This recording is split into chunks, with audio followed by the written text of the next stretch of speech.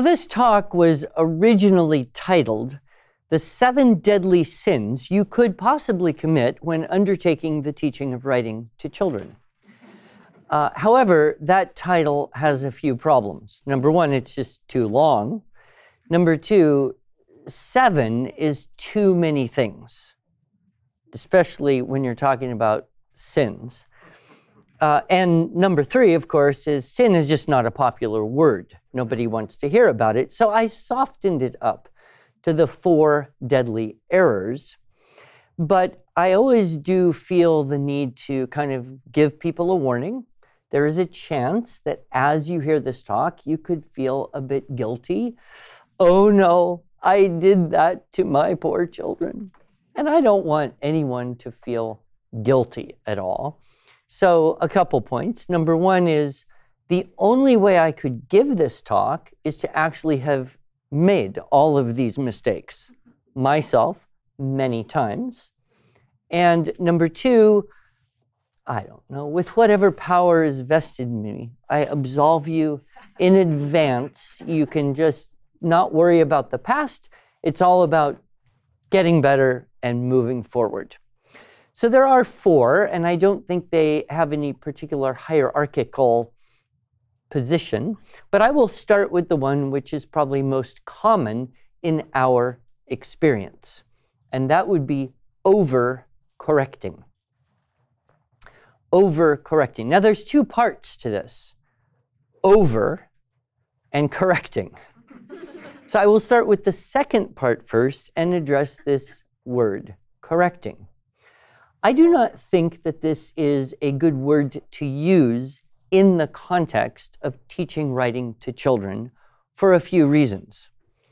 Number one, it infers wrongness, right? So if I have to correct something that you did, it would be very easy for you to feel or infer that somehow you were wrong. Now, I don't know about you, but I distinctly do not enjoy the feeling of being wrong. I mean, I am wrong, rarely, but it happens, but I don't like the feeling of it. And so when you say that, I will correct your paper, whatever, it gives this kind of feeling to the student of being wrong and needing to be corrected. It's just a negative. And it's hard to rescue from that negative feeling and get into a positive zone. So that's one reason.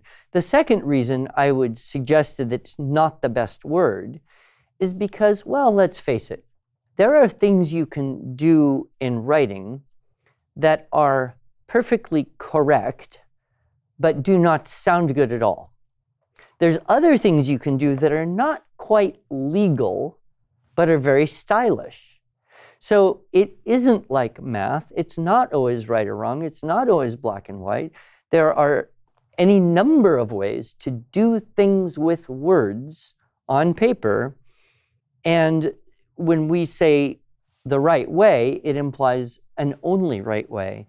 And I would argue that there are always many options, and I want to keep that idea front and foremost in the minds of my students. So I try to strike the word correcting from my vocabulary, and recommend you do the same, and replace it with editing.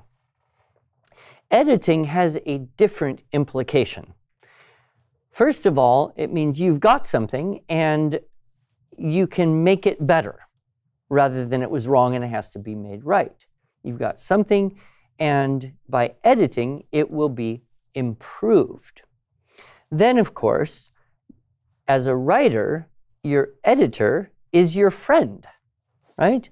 And so there isn't an oppositional feeling of you did this wrong and I have to make it right, as to you did something and I will help you make this the best version of it that you can make it.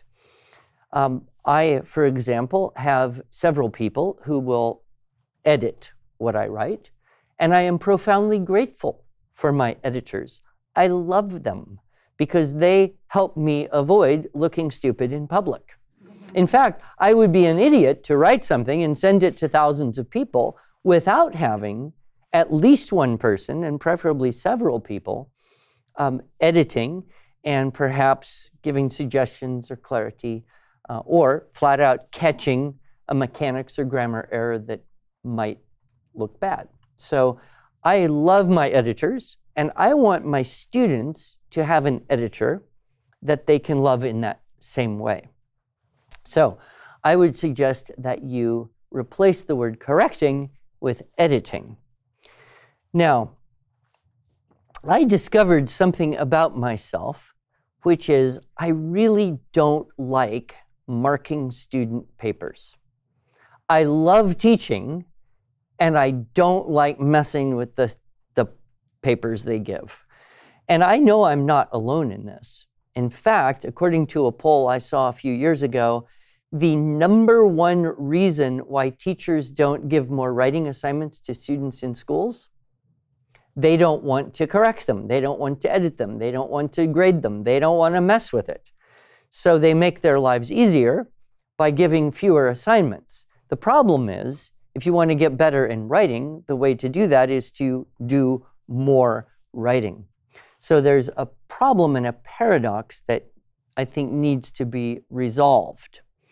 And so the first step that I took to resolve my problem of not wanting to do it was to take a minimalist approach, which brings us to the first of the two ideas, which is over, right? Over-correcting. The over part, I think we've all experienced that. Surely, somewhere along the line, you had a teacher who got your paper and marked a lot of stuff and gave you little mini lectures in the margin and just plastered the thing with, well, in my day, they still used red. But of course, that's too violent of a color, and you are not allowed to use red on student papers. You have to use a kinder, gentler color like green or purple or something, which is okay with me. I still use red just because I like violence, but the idea I adopted was all that stuff, I'm not even sure it helps. I mean, how many of us, when we got that paper covered with stuff, how many of us thought, oh, thank you, oh teacher, for spending so much of your valuable time giving me all of this detailed feedback. I'm going to study and internalize your wisdom so that on the next assignment, I will do better. I mean, maybe a few of you girls, but I mean, most of us, high school, no. What actually I think happens is, especially younger children, they look at it and they go, that's wrong, I don't know that, I don't understand, I'm dumb, I'm stupid, I never make this teacher happy, I hate this, right? So I adopted this idea of the minimalist approach, which basically is this. Don't try to make it good. Just do the minimum you can to make it legal, right? So if it's a run-on sentence, put a period and a capital. If it has a goofy word that doesn't make sense, cross out the goofy word, put a better word. If it's an incomplete sentence, make it into a complete sentence. If it doesn't make sense, don't write question mark in the margin or doesn't make sense. Instead, just change it, just edit it, right? And then hand it back to the student and say, okay, implement these changes on a revised version, and we're done. And so I am not at all attached to the product. I'm going to throw it away, or they're going to throw it away, or their mom's going to throw it away eventually, right? I'm attached to the process and the experience that the student has. And I think all too often we kind of fall into that trap of wanting that child's paper to be, better than it could be if it were just them. So this idea of taking a minimalist approach to marking papers. Now, grading is always a problem, and I think this is one of the greatest challenges we have in teaching writing, because how do you grade a paper? Well, you can't really grade it based on how much you like it or not, because then it's purely subjective. It's not right. You also would end up accidentally rewarding high aptitude or natural talent and punishing a lack thereof. And that is doubly dangerous. It is very harmful to reward natural talent with good grades, because then that person thinks, oh, I don't have to work hard to do well. It's also dangerous to inadvertently penalize someone who has a lack of natural talent or aptitude, because then they'll say, well, I'm not good at this and I'm never going to be good at this, and give up. So that's when you say, well, this is a good story or a not so good story, and you base your grade on that. It's very problematic. The other thing you can't really do when you're grading is grade on effort, right? Which would seem like a better way, but you can't get into the mind of a student and know how hard they worked on something. And I mean, you may have one student that just whips the thing out and it sounds great and they followed all the rules and they did it with no tears and relatively little effort and time. You could have another student who sweat blood over the thing, took 3 times as long to accomplish half as much, doesn't really sound great, but man, that kid worked hard. See, you can't grade on effort because you can't ever know, really. So what can you grade on? If you have to grade at all, you would have to grade on some very objective rubric, some kind of checklist. And that's why, you know, so many teachers and parents really love the structure and style approach, is because it makes very objective those things which the student is supposed to do. And so here's the checklist. You do this and this and this and this and this, and okay, I will edit this and we are done. There's no debating whether it can be further improved or not, because it's just a step in a very, very long process. So this idea of kind of a minimalist approach to editing, and then a very objective and concrete form of being able to give a grade if you must do so. Now, my approach to grading is not necessarily something that everyone can embrace, but I think it's the best way to go, which is there's only 2 grades you could get, A or I. A stands for accomplished or accepted. In other words, you did everything on the checklist, and I trust you did the best you could. I don't know if you did, but I've got no way to judge that. But you did everything that was required. It's edited up, it's finished, we're done, you get an A. If you didn't do everything on the checklist, you get an I, which stands for incomplete. And it doesn't mean that you're finished, it means you're not finished, right? It means there's something you've got to now go and put in and do and resubmit that, so that in my perfect world, everybody would always ultimately end with an A on every paper.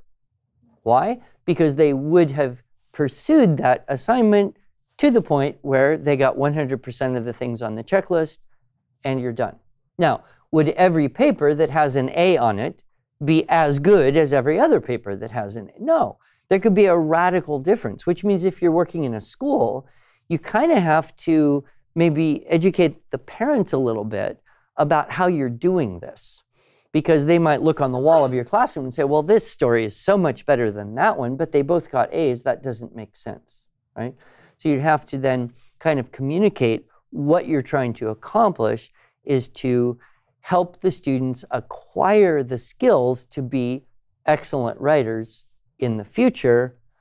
And everyone's in that process, and some people are further along that process than others, but everyone can get an A. This is very comforting to students as well.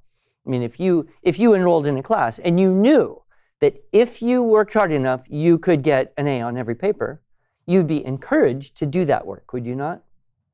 Whereas if you did your best and you didn't know how to make that teacher happy and then you got a B-, you'd say, well, I don't know. I mean, I remember getting either the paper that had marks all over the thing, or a paper that had no marks and it just said B.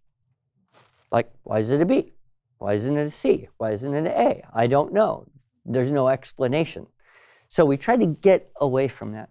Now, I actually got to the point where I dislike doing this so much, this editing of student papers, that I decided I would either quit teaching, or what I usually do when I don't want to do something is try to find someone else to do the thing I don't want to do.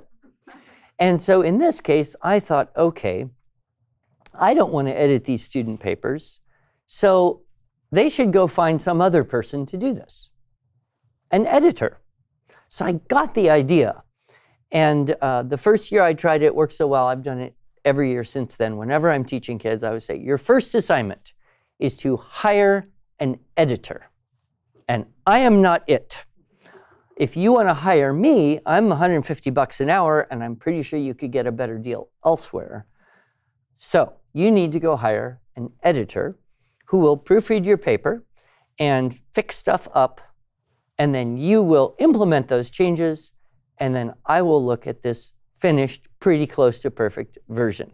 That's what I want to see. But I always point out to the kids, now you have to think about who you could hire to be an editor. Possibly you have an older sibling who has facility with grammar and mechanics and stuff like that. Maybe you have a friend who's really good at this kind of thing. Maybe you have a grandmother. And even if she doesn't live where you are at this point, technology, take a picture of your paper, send it to her, she can print it out, mark all over it, take a picture, send it back to you, you implement the changes, boom, you're done. You've got someone there. You could hire your dad. You could even hire your mom. But you need to know there's two very significant differences between a mom and an editor. And you may have to train your mom how to be more of an editor. The first thing is that an editor will fix up your paper and hand it back to you with no lecture attached. That's what you want. A mom, for some reason, feels this inner compulsion to set you down and go over it, which is the death knell, especially for boys for whom the sitting down part is de facto bad, but the going over it means that I have to now listen to someone explain why I did everything I shouldn't have done and why I should have done it differently to make it better. And I don't know, some of you are old enough to remember the old Snoopy cartoons that were on, you remember. Every, Thanksgiving and Christmas, you'd get Charlie Brown and the Great Pumpkin or whatever. And I don't know if you remember how it was set up, but the Snoopy characters were talking to each other. And all the adults in that universe were off screen, out of the picture, and all you heard was wah, wah, wah, wah. I think there's way more truth to that than we would like to admit.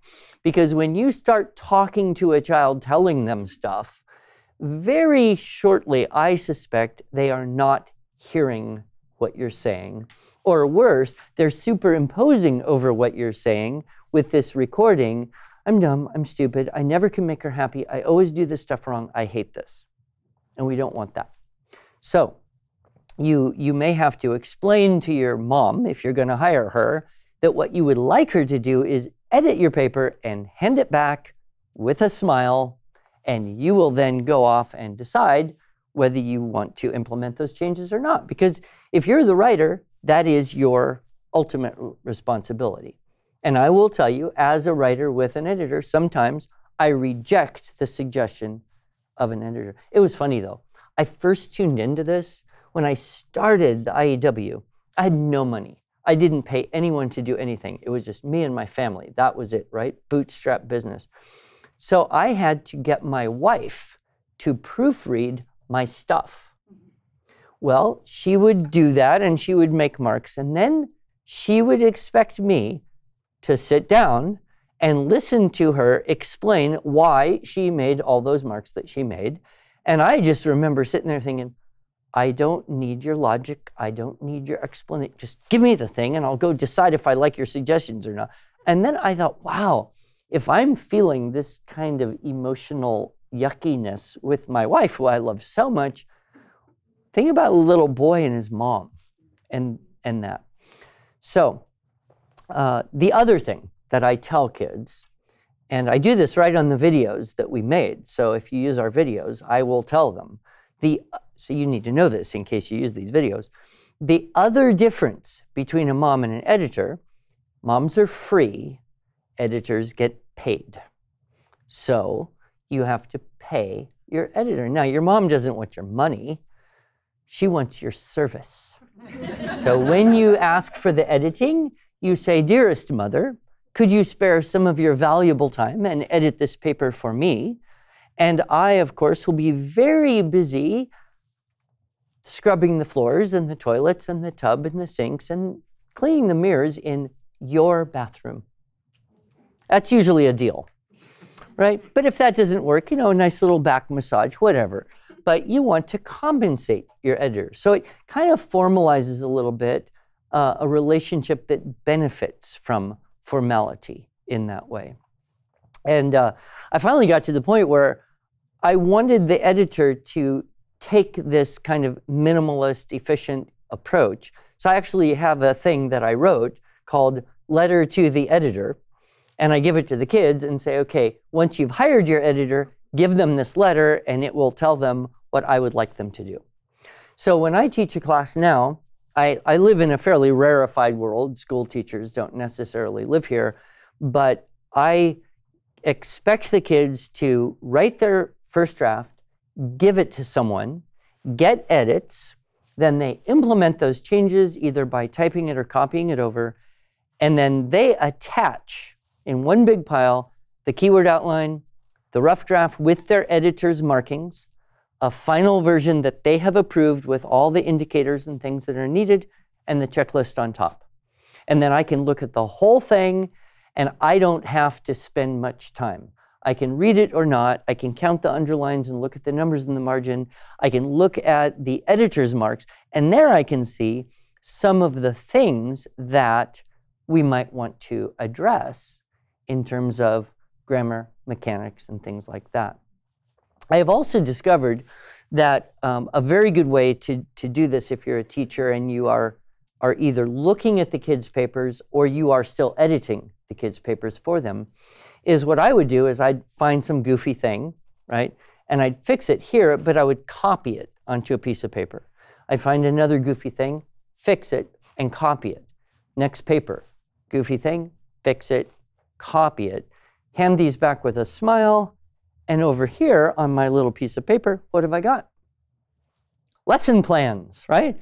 You could actually teach mini lessons in grammar and usage and vocabulary and mechanics from a list of the goofy things that kids do. And you wouldn't even need to buy a grammar book unless you needed a reference for yourself. So I would then have my list, and then I have, okay, grab a sentence that had a goofy thing in it, throw it up on the whiteboard, change a few words to protect the innocent, and then have a little conversation.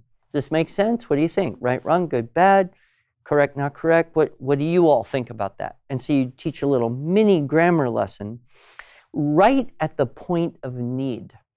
And one of my great mentors in life, Mrs. Ingham, would always say, you must teach at the point of need. And how do you determine that? It's not necessarily the next chapter in the blah, blah workbook, but what are you doing right here and right now? And so that has served me very, very well for many years, which is initially edit, not correct, take the minimalist approach, extract from the things that need to be taught from the goofy things or errors that you do find, right? And then teach those in the context of this is what we need to know right now to do whatever techniques or things we're working on. Does that all make pretty good sense to everyone? All right, so that's deadly error number one. Overcorrecting, you can replace with minimal editing. And I guarantee you, everyone will be happier. All right, second deadly error is the one that I think many of us are tempted into because of a certain mentality that has developed over time. And whether we're, in a classroom or parent at home helping a child or homeschooling, we're all susceptible to this, and that is withholding help. Withholding help. How many of you have had this feeling? Your student or your child is trying to do something and they're not doing it, and you think, if I tell them what to do, I would be helping them too much. And if I help them too much, they won't learn it. Have you ever had that feeling or idea? Okay, well, I have some good news for you. The truth is, you can't actually help a child too much. It's not even possible. I defy you to do it. Go out and attempt to help a child too much, and you will fail. Why? Because they always tell you when they don't need help, don't they? That's their whole purpose in existence, is to become independent from you. And so what happens is, when we withhold help, we actually impede independence. Independence in a skill is the result of a cumulative mass of experience and information, experience, and confidence. And that's when they'll say, okay, Mom, okay, Dad, I can do this. Leave me alone. So, if a child says, I don't know what to write, well then, how do you help? Well, probably you ask a bunch of questions, and if that doesn't work, you just flat out tell them what to write, right? Well, are they not learning, or are they actually learning? Would they learn more from not writing something or from writing something?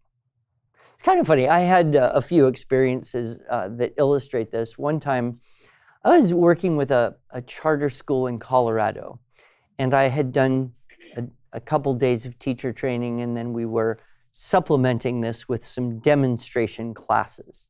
So I had a grade 2 class, this charter school, 20-some, 30 kids in the room. And I had all the teachers lined up against the back of the room. So like a dozen teachers watching me teach the second grade class. And we were doing the hare and the tortoise. And so I had the keyword outline, and I had the LY words all lined up, and I had the synonyms for said. And then I showed them how you're not going to erase, you're going to cross out, keep going, double space, everything all set up. And I said, all right, ready, set, go. Usually, everyone does pretty well, but I am walking around the whole room looking to be sure, is everyone engaged? Are they starting? Do they know what to do? And so I walk around, there's this little guy in the front row, and he's sitting there holding his pencil, looking at his paper, doing nothing. So I give him another, minute, maybe 2, and I come back and I check on him, and he's sitting there holding his pencil, looking at his paper, doing nothing. So I thought, okay, it's time for direct intervention. So I said, how's it going? And he said to me, I don't know what to write. This was a default for him. He probably had this thought every time he picked up a pencil and looked at paper, and so that was a normal condition. So I said, well, we have this keyword outline here, and it says teasing, tortoise, slow. Do you think you could make a sentence out of maybe hare and teasing and tortoise and slow? And he said, no. And I said, okay, could you write a hare was teasing a slow tortoise? Could you write that? And he said, maybe. I said, okay, give it a shot. So he starts writing the sentence, which I had dictated to him. I go over, help a few more people, come back, check back on him. He's written the one sentence, and he's sitting there holding the pencil, staring at the paper, doing nothing. So I said, how's it going? He said, I don't know what to write next. I said, well, we have this keyword outline here, and it says annoyed, challenged, and race. Do you think you could make up a sentence with annoyed, challenged, and race? No.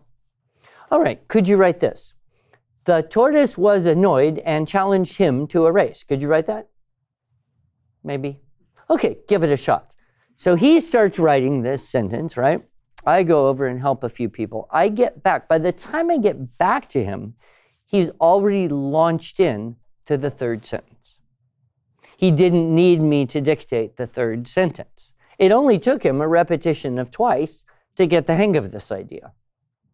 That was interesting. But the most interesting thing was after the class was over, the kids all go out to recess or lunch or something, and I've got 12 teachers, and we do a little debrief. So, what did you see? Did you notice that? Does anyone have any questions? Well, someone had a question. I have a question. Yes. You know that little boy in the front row? Yes, I know exactly which one you're talking about. You told him exactly what to write, as if this was some great crime, right? And I said, well, the reason I told him exactly what to write is because if I hadn't told him exactly what to write, he wouldn't have written anything. And if he doesn't write something, how's he going to learn to do it? It's common sense, right? So that idea then of don't be afraid to help as much as is necessary. Don't withhold help. But there's a flip side to this, and that is you have to know the difference between helping and meddling, right? Helping is when you respond to someone's implicit or explicit indication to you that they need help, such as, I don't know what to do right now, right? Meddling is when you come over and say, you know, this thing you did, I wonder if that's as good as what you could have done if you did it a little differently, like this. Okay, that's meddling. So you want to be sure that you are, on the right side of that. And if a child is very busy doing whatever they're doing, I'll read over their shoulder, but I'm very unlikely to say anything. And if I do, I might just not even say anything. I just put a mark or cross out a word or put in a comma or whatever they need and walk away, because they're in that process. But when I have a student who really does not know the next thing to do to get more words on paper, I might go so far as to actually dictate a sentence. I'll give you another example. One of my daughters had a great facility for writing. She'd never done writing with anyone but me, and so she was really good at this keyword outline and summarizing stories and all this stuff. She was about 11, and I was looking for a Unit 7, which is inventive writing, creative writing. I was looking for a sample that I could use to illustrate a particular 2-paragraph model of a Unit 7 assignment. And so I asked her, I said, would you do this? Would you write a composition? She goes, sure. What do you want me to write about? I said, well, we took a rafting trip just recently. Maybe you could write about the rafting trip. And she said, oh, that's great. Okay, so she's sitting at a table in my office, and I'm sitting there working. And she's there about 5 minutes, and finally she goes, Dad, I don't know what to write. I go, okay, well, let's tackle this in process. Let's list some possible topics. What are some things about that camping trip, that rafting camping trip? She says, well, there's the rapids. Okay, write that down. There's the food. Okay, write that down. Okay, there was the camping overnight. Okay, write that down. All right, there was the stars. Okay, write that down. Okay, now you've got 4, 5, 6 topics, whatever. Okay, we need 2 paragraphs, so you pick 2 of those. Which ones do you want to go with? Rapids and food. Okay, fine. Rapids and food. Those are the 2 topics. Okay. Now I'm thinking, okay, now she's good to go. So she sits there and she's kind of staring at the paper. I'm working away. A few minutes pass. She goes, Dad, I don't know what to do next. I said, okay, we need to ask some questions, right? So I'm talking through the process. So you're writing about rapids. What kind of rapids are they? Well, there's class 1. Okay, write that down. What's class 1? It's like no rapids. It's just super calm. Okay, write that down. Right? What's another kinds of rapid? Class 2. Okay, what's that? Well, that's when you're going a little fast. Okay, write that down. All I had to do was ask a question and then let her know that she could write that down. Once she got the outline, whew, she was in it and the whole thing came out. She didn't ask a single additional question the whole time. I edited up the final version. It was great. But it struck me as interesting that still, even at that age, and my expectation that she would be able to just do this was a little different than her reality, which was she really still needed the help, even though it was just me asking her a question and saying, write it down. Do you see? And then you will get to a point, at some point, when your kids will say, go away. I don't need your help. And it can be kind of sad. So I had one daughter, and she was kind of the one that always needed a lot of help with everything. And I just loved helping her. I really enjoyed doing everything together with her. Well, she hit about 14, and we got involved in speech and debate. And so it was a huge deal. And I helped her. I helped her. The whole thing, I was helping her. The whole first year, I helped her with everything. I was so happy. She was so happy. The next year, she said, Dad, I think I want to do a persuasive speech in competition. And I thought, great, fantastic. What do you think you want to write about? She said, well, I don't know. I said, well, here's some possibilities. And I had just read a very interesting article about a woman who I actually knew, had met in Ohio, who was suing the state of Ohio, claiming that no-fault divorce was unconstitutional because it violated the right of people to enter into contract. And her husband had divorced her and she didn't want it.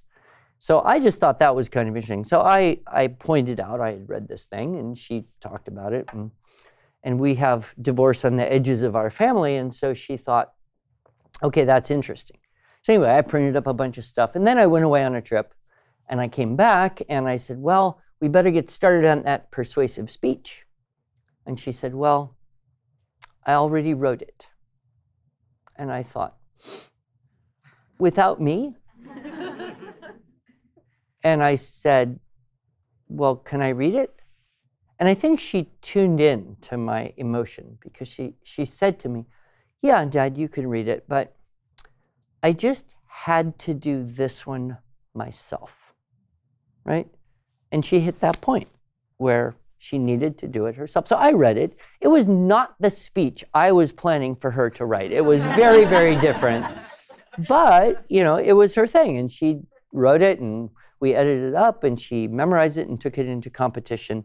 And it was a very good experience. So that you have to be sensitive to the point where they are telling you, I can do this, and then not fall into accidentally meddling, thinking you're helping. So be careful of withholding help or the opposite. Now, the third deadly error is it's so pernicious that it gets its own category, even though it really is a subset of error number 2, withholding help. And that is unclear assignments. This is the thing I believe we all hated as kids and we dislike in general. But the problem is a lot of assignments are kind of unclear. And if you don't know exactly what you're supposed to do, it's hard to be happy. It's hard to take the next steps and have confidence. I only received 1 C in my entire academic life, except for PE, and that doesn't count. But it was my freshman year at San Francisco State University. I took English 301, creative writing. I should never have taken this class, but I didn't know. I'm just an idiot 19-year-old kid. So I signed up for this class. I think, well, that'll be fun, creative writing. Oh, man, I could not get a good, I barely squeezed a C- out of this class because I couldn't make the teacher happy because I didn't know what she wanted me to do. I wrote poems that rhymed. She hated them. I wrote stories that started out once upon a time because that's all I had really ever read. And she hated them. She hated everything I did. Now, what I should have done as soon as I got in there was drop the class. I should have got out of there, but I didn't know. I didn't even know you could drop classes. I thought you're still in high school where it's like you have to do everything like in a prison or something. But I still, to this day, have this lingering frustration, like creative writing? How could you get a C- in that? But it was all because I believe either she couldn't communicate or I couldn't understand what she wanted. So this is where I think a lot of us, can kind of experience some frustration, especially if we are using a curriculum or something that is giving writing assignments that are just too fuzzy. We used for many years a particular curriculum in our homeschool, and it was very loose. It was a syllabus. So like everything you're supposed to do in 7th grade fit in a book about that thick, and then you would go get all the other stuff, and it was kind of a classical curriculum. But I remember one of the writing assignments that one of my kids had, and this was the sum total of the assignment. Write a story in the first person set during the American Revolution. That was it. That was the total guidance given to the mom to give to the kid or for the kid to read.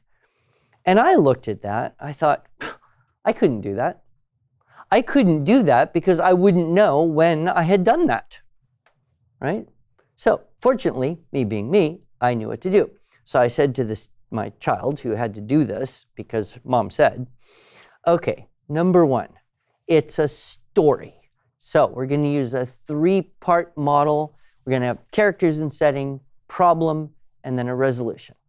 Okay, so it's going to be 3 parts. Now it says first person, which means I has to be the main character, which means you have to be in the story, and you can be anything you want. You can be a teenage girl like you are, or you can be a boy, or you can be old, or you can be young, or you could be a cricket. It doesn't matter, dog. You can be anything you want. Then you have to set it during the American Revolution period. So all you have to do is put in some places and some people that existed in that time, which you also are reading about in history right now. And just be sure you don't accidentally drop in something like a machine gun, because that's, anachronistic. So now you have to write a story. It's got to have a problem, means you have to have a plot. But if you can't think of one, it's no problem. Just steal a plot from somewhere. Aesop fables, fairy tale, Bible parable, it doesn't matter. Nobody comes up with original plots. Everybody steals plots all the time. So just steal a plot and then drop it in. And by the way, since we've been practicing these dress-up techniques, you've got to put all these dress-ups in each paragraph of this story. And when you've done that, you're done. So it was very, very concrete, right? Okay. So when you think about an assignment, you would think about the most important thing to know. So if you're a student and I say you have to write a paper, you should have one question immediately. About what? And then I would either say anything you want or anything you want within certain parameters, or I would tell you exactly what it's to be about. Now you should have another question, pressing question. What happens? No. How long? How long? That is the next most important question, because that will affect every other decision you make, right? Now, historically, we have been given assignments in terms of number of words, or that's probably most common in your elementary, middle school zone, or number of pages, which would be most common now in your middle or high school zone, college zone. I have seen, probably the worst thing I've seen is number of characters. in a college assignment. And then, of course, the absolute worst possible thing that a teacher could ever say to you is, long enough to cover the subject. Everybody hates that, right? One reason that's so pernicious is because it's impossible, right? You can never cover a subject because in writing, anything could be any length, right? I mean, I could write one sentence about Tulsa, Oklahoma. Could I not? I could write one paragraph about Tulsa. Could I not? I could write 2 pages about Tulsa. Could I not? I could write a 200-page book about Tulsa. Could I? I'm sure someone has, right? You could take the smallest thing, right, and spin it out for 150 pages, and that's a doctoral dissertation, right? You could also make one sentence. The universe is big. That's it. All you need to know. End of story, right? So when you say make it long enough to cover the subject, it's almost a form of tyranny because you're saying to the student, I'm not going to help you, right? So that's the worst. But I recommend that you always put this in terms of number of paragraphs, because number of paragraphs gives you a whole lot of information that's very helpful. It gives you the number of divisions that you need. So you have a subject, now you know how many sections to divide that into. And then if you know how many details you're searching for to put in a paragraph, then you know, okay, I need 6 or 7. There may be only 6 or 7, you use everything. Maybe there's 100 things you could say. So when you have number of paragraphs, job for each paragraph, number of details in each paragraph, then the student knows exactly how much information to collect up and how to organize it. So it's hugely, so if you get an assignment from some other source that, you know, says number of words or number of pages or whatever, try to refine that for your students into number of paragraphs and each paragraph's job and each paragraph's number of details. I always say details rather than sentences, because you could have a long sentence that has 2 facts or details, right? And so if you have a number of details, then you have a lot of freedom how you put that into. And then, of course, if you're working with our stylistic techniques, you have a rubric or a checklist that makes that even more concrete. So unclear assignments is probably the worst form of withholding help. I had an experience once. It was the early days. I was at a teacher convention. I believe it was Portland. I think it was a core knowledge convention. And I had my little table there with videotapes and a few books, my little sign, excellence in writing, and I'm organizing the books. And this woman walks up and she says, "So, you teach writing?" I said, "Well, I try." And she said, "Well, I teach writing."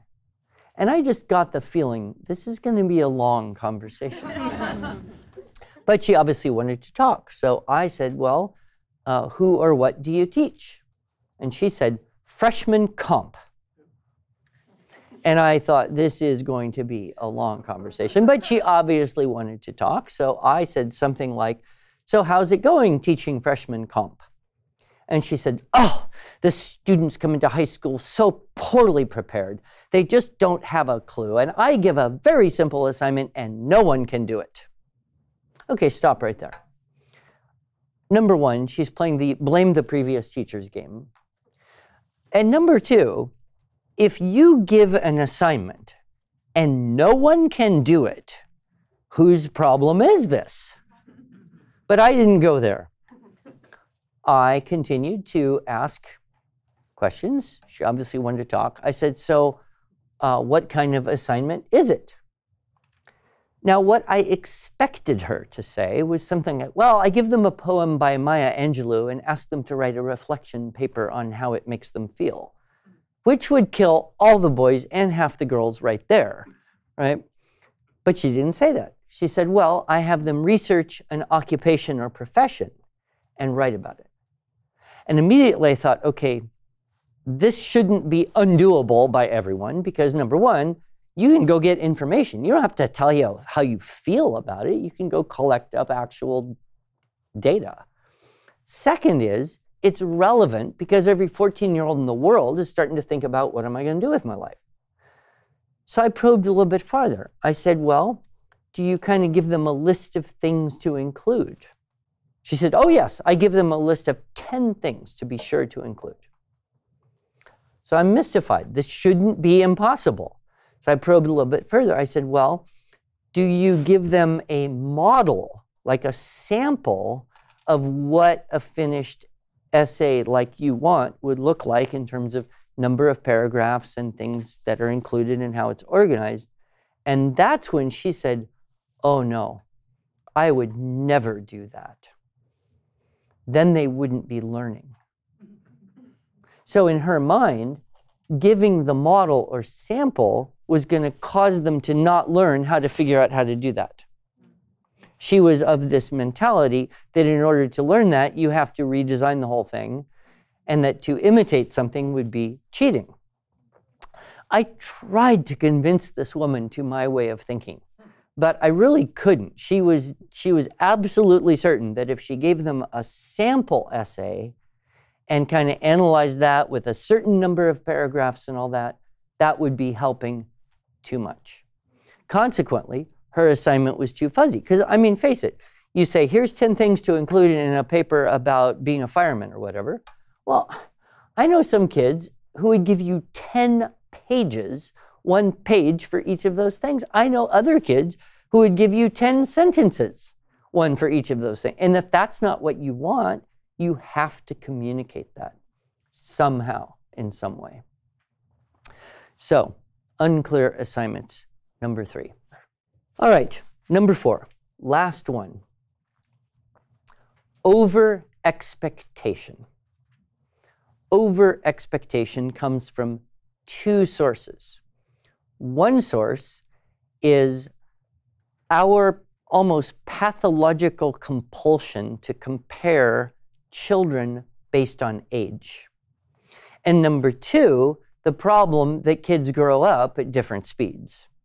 And every one of them goes through a period of awkwardness.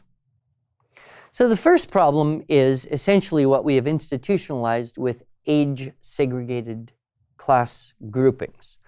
Once upon a time, 5th grade meant that you had basically learned everything that everyone's supposed to learn in 4th grade.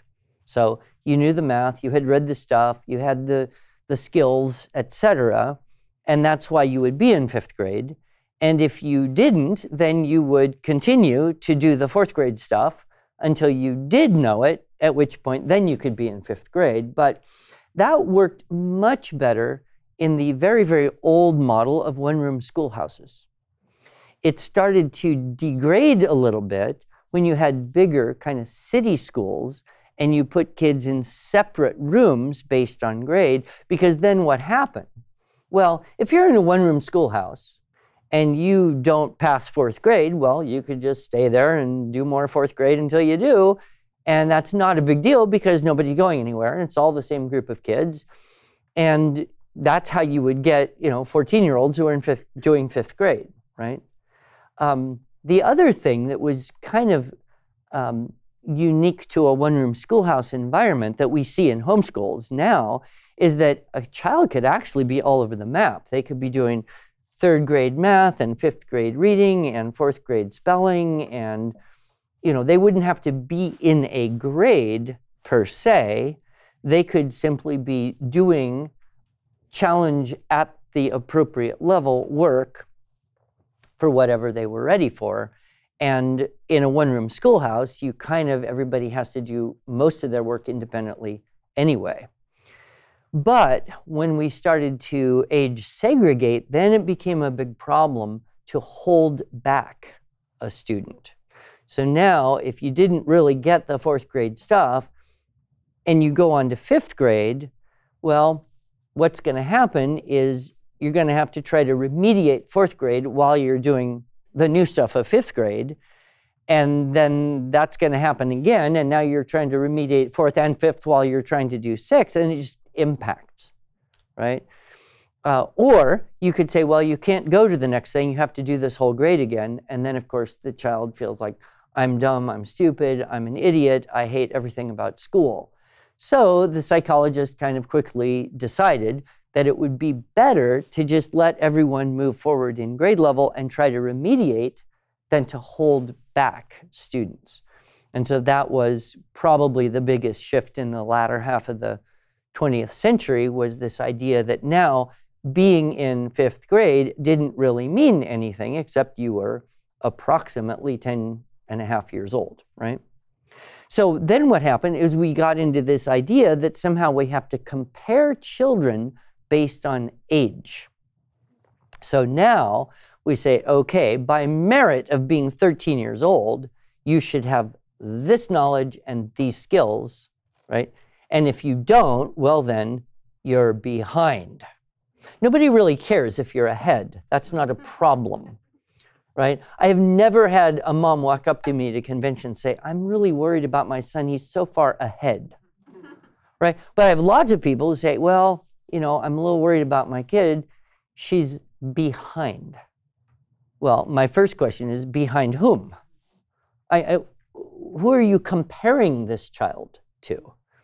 Because in doing that, you're setting yourself up for either vanity or bitterness, right? When you compare yourself with other people, the effect is pretty much always negative. When you compare your children with other people's children, it's pretty much always negative. And so how do you get past that? It's tough. It's very tough. Ideally, you would eliminate the concept of age-segregated grade levels, put everybody back into an environment where they could proceed at their own pace and make progress, and then no one would be behind because you are where you are, right?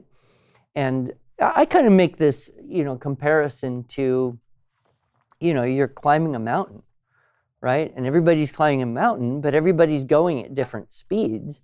It doesn't really matter who's higher up on the mountain or who gets to the top first. What matters is that everybody is making progress going along the trail, and it's perfectly valid to take a rest and enjoy the view, right? But now we get this idea of, oh no, we all have to be moving at the exact same speed.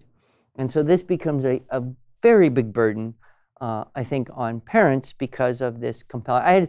I'll tell you a little incident that happened to me that kind of underscored this. I was at a convention, I think it was Atlanta. It was a big room. It was like 1,000 people in this room.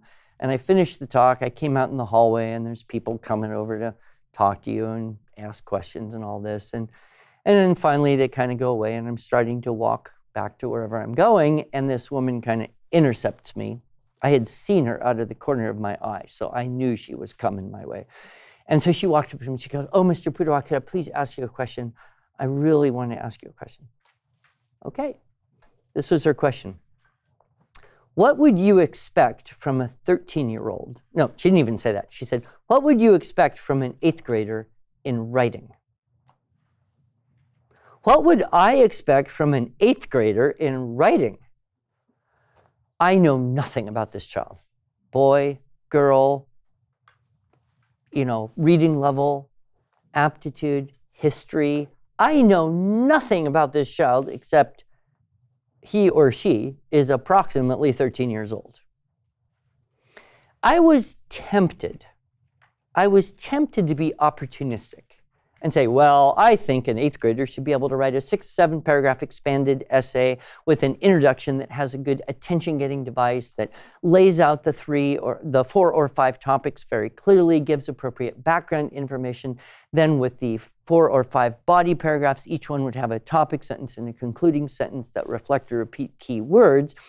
And then a conclusion that restates the topics and amplifies what's the most significant or important thing. And of course, throughout the whole thing would be a variety of word usages and grammatical constructions with some judicious use of literary devices sprinkled throughout. And if a student couldn't do that, well, I think you should buy our writing program. But no, I think I just said a little prayer. What does this woman need to hear, right? And what I said to her was, well, I would expect an 8th grader to do his or her best. Nothing more, nothing less. Because you can't really expect someone to do more than their best. No one can do that. You can't, I can't. And it doesn't make any sense at all to expect a student to do less than their best, because if that's what you expect, that may be what you get. Now, will every person always do their best all the time? No. Do you? No. Do I? No. I get tired, I get frustrated, I get angry, I get hungry. All sorts of things impede me doing my best all the time. But the people I work with and my family and God trusts me to try and do my best. That's the expectation, right? And so, I tried to talk to her and work with her through this idea of the problem of grade levels and these kind of artificial standards that people have tried to create and why they just don't really work. And she kind of got it, but I could see very clearly, she was in this idea of, I got to be sure my kid, by merit of being in 8th grade, knows everything they have to be so they aren't behind. And if you can get free of that, that is the best thing that will ever happen to you. And I gave a talk one time at it was a special needs homeschool conference in North Carolina. So every person at this conference had a child with diagnosed special needs, from your very common dyslexia, dysgraphia, to Down syndrome, cerebral palsy, hard end autism, right? And everything in between. And I gave a talk, and I said in this talk that every parent would be a better parent, and every sibling would be a better sibling, every family would be a better family, every teacher would be a better teacher, every administrator would be a better administrator, every politician would be a better politician if everyone had a brain-injured child in their home. Why? Well, number one, it creates an empathy and a compassion and a spirit of service and selflessness and charity that you really don't get very easily in other ways until you've got someone who's very directly needing your love in that way. But more importantly, if you have a child who's so off the norm, you cannot compare them with other children. You don't even try. And you don't say, well, this child, because he's the age of other children this age, can't do or doesn't know or doesn't write or speak or do math the way these other kids. You wouldn't even think that. You'd be free of it because of this diagnosed brain injury. And then I said, the good news is you all have brain-injured children in your homes. In fact, every one of you in this room and watching, you all have brain-injured children. Why? Because everyone's on a spectrum. On one end is neurologically flawless. On the other end is comatose. And everyone is somewhere in between. It's just a matter of degree and location. We are all brain injured. And when you look at it and you can really understand that we're all individuals, and you can get free of that compulsion to compare based on age, it is a tremendously freeing thing. And I would say this is the number one thing I end up talking to parents about who have anxiety about curriculum and grade levels and test scores in college. It doesn't matter. You are where you are, and the only thing that matters is that you make progress. I think all of us would be better if we were music teachers like me. If all teachers had been music teachers first, they might come at it with a different perspective, because there's a few things that music teachers never do. Number one, we don't worry about how old you are, right? It doesn't matter your age, right? You can start playing the violin when you're 4 or 10 or 14 or 44 or 84. It doesn't matter. What matters is that you do start. It doesn't matter how fast you progress.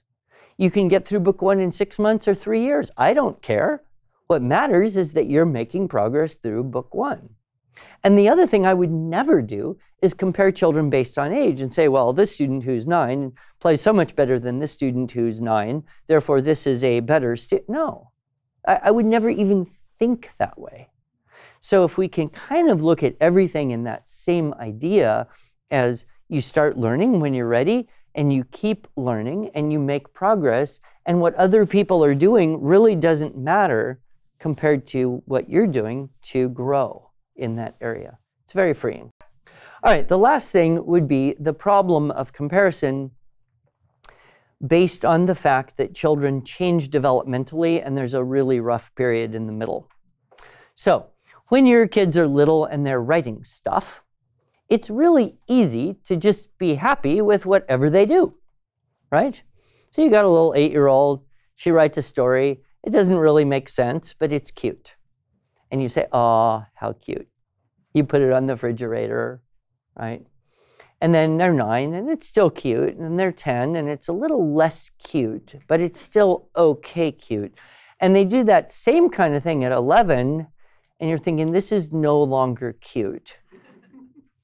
And then by 12, it's like, this is distinctly not cute, and this is a big problem because this doesn't make sense. And I need to fix this immediately because this kid is not ready for college. I mean, that is the mentality. And so we hit that moment where we are now stuck with the problem of how do you deal with awkwardness, right?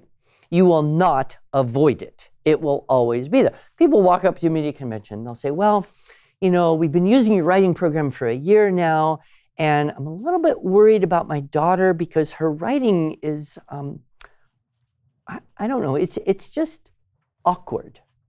As if the awkwardness was the fault of the writing program. My first question is, how old? "Well, she's 12 and a half. Okay, let's step back and think about 12 and a half-year-olds.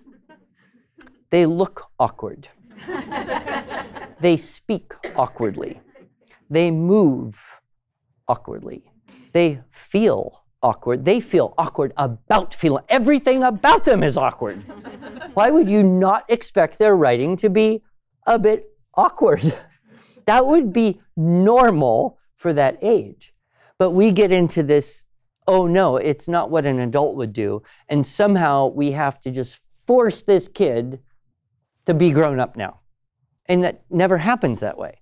You go through it. Now, some kids hit that a little earlier. Some kids extend it a little bit later. But what I will assure you is that the kids grow out of it. Everybody grows out of it.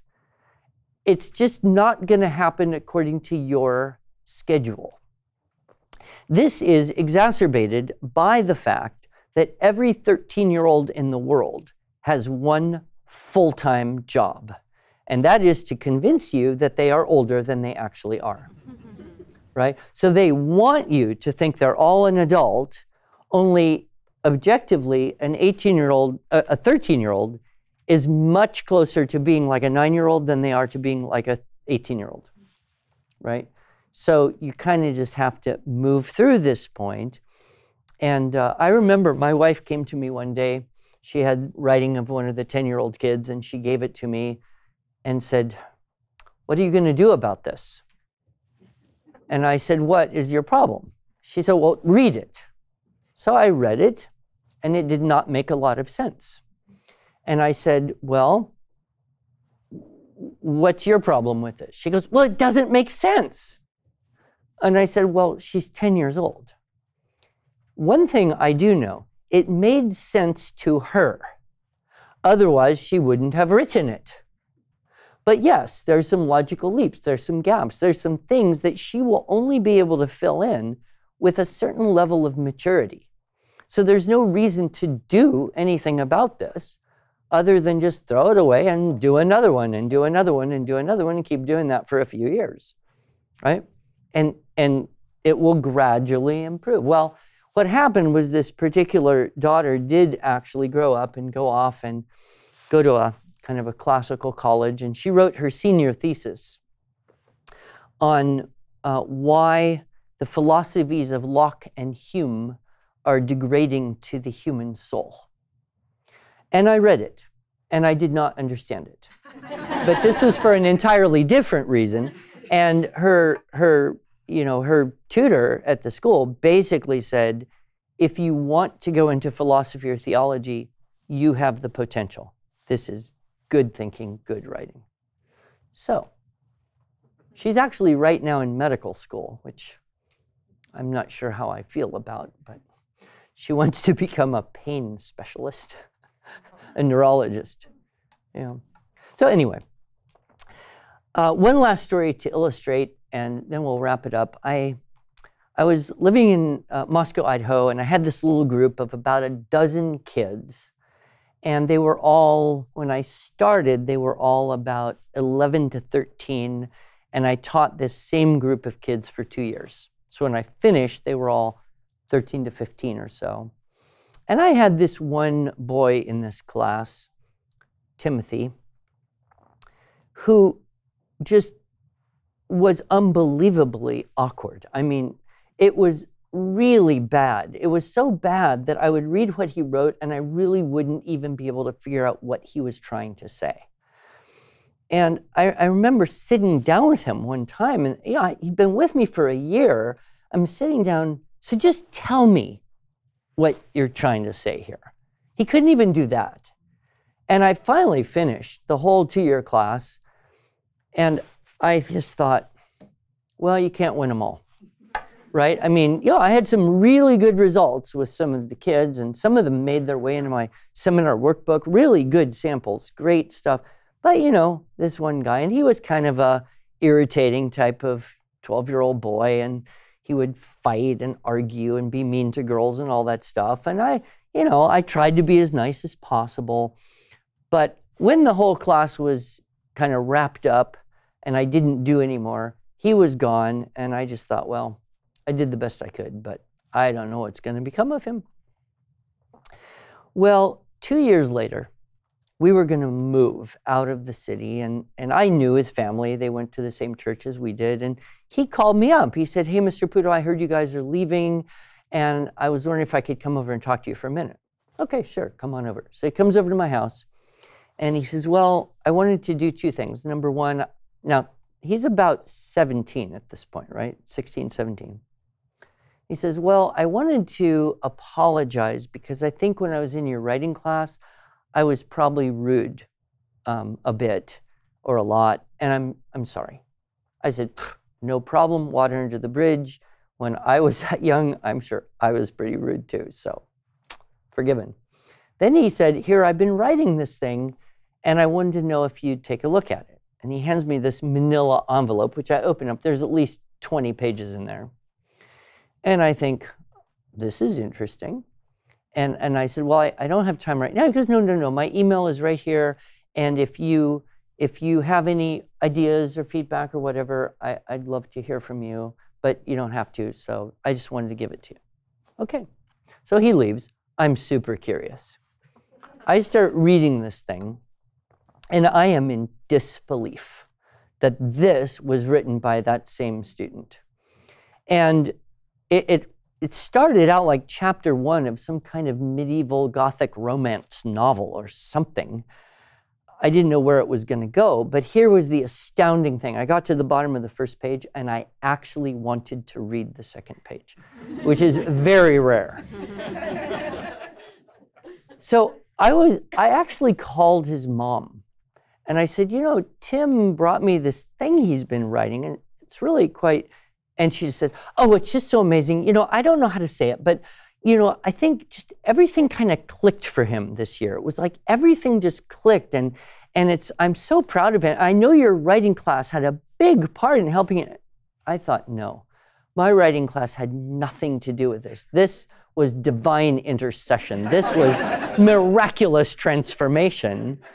But I've seen that same kind of thing happen enough times now with a kid who's 13, 14, and you're just like grating against it. And then a short 2-3 years later, they're all grown up, and it's more like you would expect from a peer rather than a kid. And so I've just seen that again and again. So if you can, number one, avoid comparing your students with other students that same age and help them realize they don't have to compare.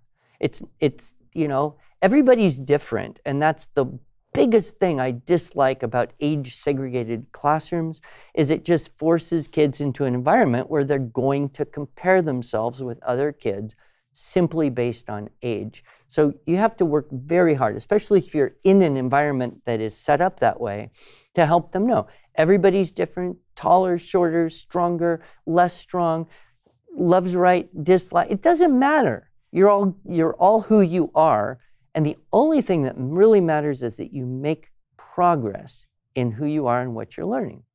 And that's a hard one.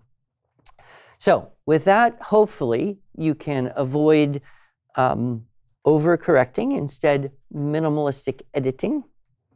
And remember the rules, mom or editor.